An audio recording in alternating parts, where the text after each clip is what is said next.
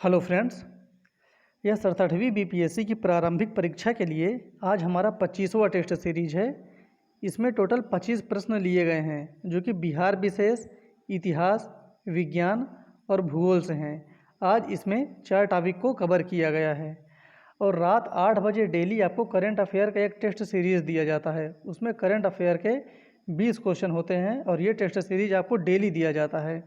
तो आप लोग 8 बजे वाला भी वीडियो ज़रूर देखें, उसमें से सभी करंट अफेयर आपके कंप्लीट हो जाएंगे और सब कुछ उसमें कंप्लीट करा भी दिया जाएगा। हम लोग शुरू करते हैं आज का 25वां टेस्ट। बिहार निम्नलिखित में से किस महापुरुष का जन्म स्थली नहीं है? बिहार में किसका जन्म नहीं हुआ है?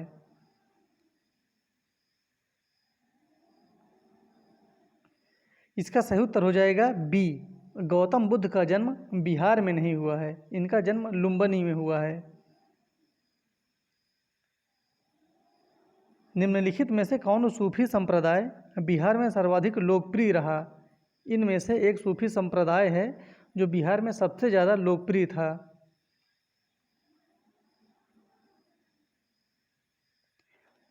इसका सही उत्तर हो जाएगा सी, फिरदौसी संप्रदाय। फिरदौसी संप्रदाय बिहार में सबसे ज़्यादा लोकप्रिय था। और किसी को किसी भी प्रश्न में डाउट हो तो आप लोग कमेंट बॉक्स में कमेंट जरूर करिए, आपको उत्तर दे दिया जाएगा वहाँ पर। पटना भवानी मंदिर की स्थापना किसने की थी? इनमें से पटना भवानी मंदिर की स्थापना, इसका सही उत्तर हो जाएगा बी, सचिंद्र नाथ सान्याल ने। सचिंद्र नाथ सान्याल ने पटना भवानी मंदिर की स्थापना की थी। भागलपुर में सक्रिय क्रांतिकारी रेवती नाग का संबंध किस संगठन से था?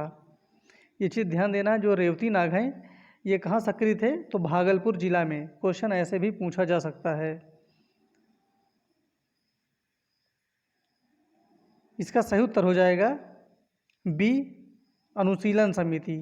जो रेवती नाग हैं ये अनुशीलन समिति से संबंधित थे।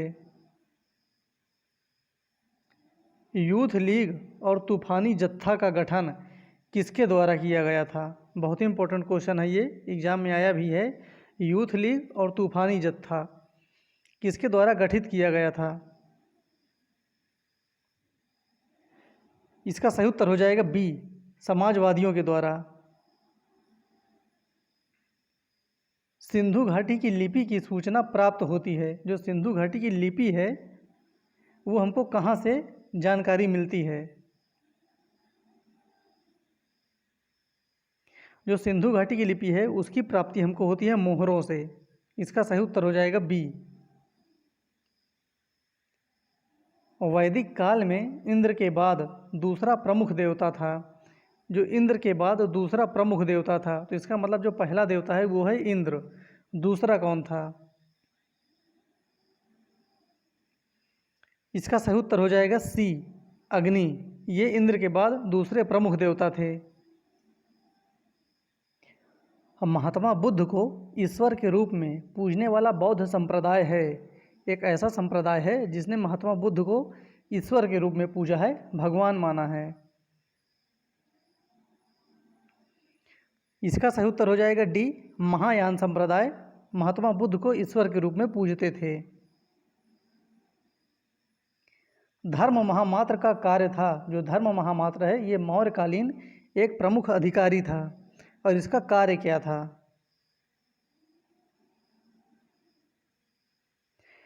इसका सही उत्तर हो जाएगा डी, नैतिक सिद्धांतों का प्रचार करना। जो नैतिक सिद्धांत है उनका ये प्रचार प्रसार करता था। सारनाथ का धमेक स्तूप का निर्माण करवाया था। देखिए क्वेश्चन ऐसे भी आया था, जो धमेक स्तूप है ये कहाँ स्थित है, ये पूछा गया था। तो वो था सारनाथ में। और ये धमेक स्तूप का निर्माण किसने करवाया था? इसका सही उत्तर हो जाएगा ए, अशोक के द्वारा।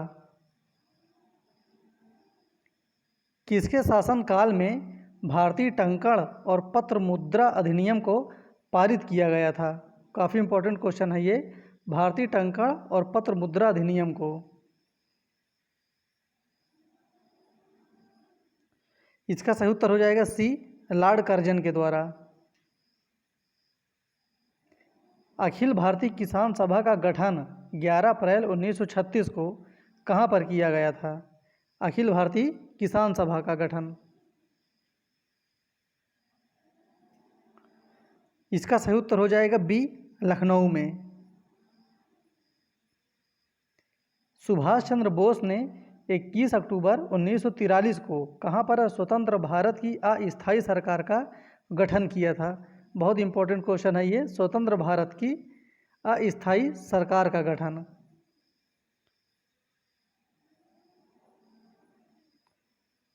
इसका सही उत्तर हो जाएगा बी, सिंगापुर में।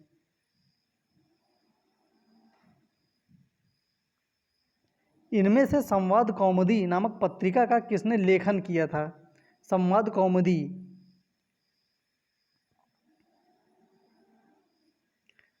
इसका सही उत्तर हो जाएगा डी, राजा राम मोहन राय के द्वारा।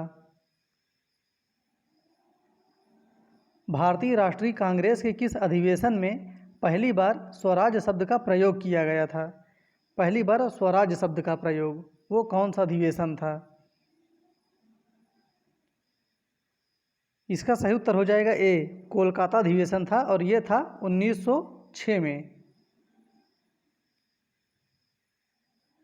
माइक्रोफोन का कार्य है, जो माइक्रोफोन होता है उसका कार्य क्या है?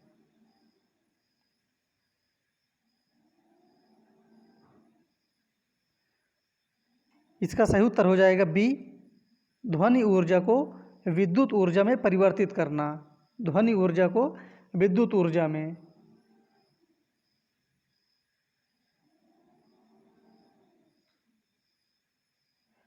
अब ब्यूटायरिक अम्ल इनमें से किसमें पाया जाता है? ब्यूटायरिक अम्ल दुर्गंध युक्त मक्खन में, बिच्छू का डंक, टमाटर, संतरा, उपर्युक्त में से कोई नहीं, उपर्युक्त में से एक से अधिक। इसका सही उत्तर हो जाएगा ए, दुर्गंध युक्त मक्खन में। दूध का पीएच मान होता है, कितना होता है? इसका सही उत्तर हो जाएगा सी, 6.4। ये पीएच मान होता है दूध का। कृत्रिम श्वास के लिए, जो सांस आदमी लेता है, कृत्रिम श्वास के लिए इनमें से किसका उपयोग किया जाता है? कृत्रिम श्वास के लिए, ये ध्यान देना है।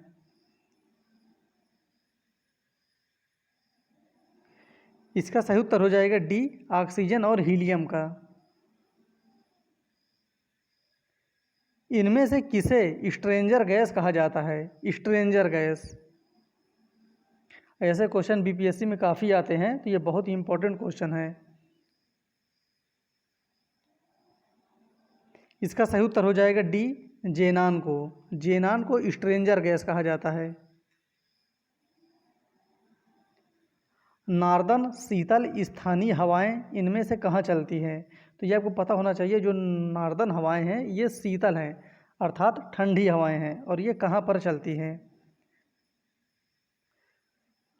जो नार्दन हवाएं हैं ये चलती हैं संयुक्त राज्य अमेरिका में। इसका सही उत्तर हो जाएगा बी। वाताग्र किसे कहा जाता है? वाताग्र।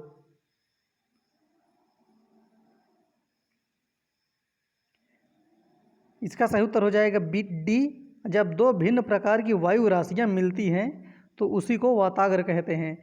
उसी के जो बीच का जो क्षेत्र होता है उसको वाताग्र कहा जाता है।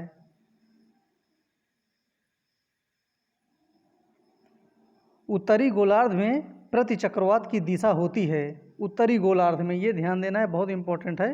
उत्तरी गोलार्ध में ये चीज़ विशेष रूप से ध्यान देना है। और प्रति चक्रवात की दिशा क्या होती है? इसका सही उत्तर हो जाएगा सी, घड़ी की सुई की दिशा में प्रति चक्रवात दिशा होती है उत्तरी गोलार्ध में। एमराल्ड द्वीप के नाम से किसे जाना जाता है? जो एमराल्ड द्वीप है ये किसे कहा जाता है? इसका सही उत्तर हो जाएगा डी, आयरलैंड को। कील नहर निम्न में से किसके बीच स्थित है? ये काफ़ी सिंपल सा क्वेश्चन है लेकिन बहुत ही इम्पोर्टेंट है, एग्जाम में आता रहता है। कील नहर किसके बीच स्थित है?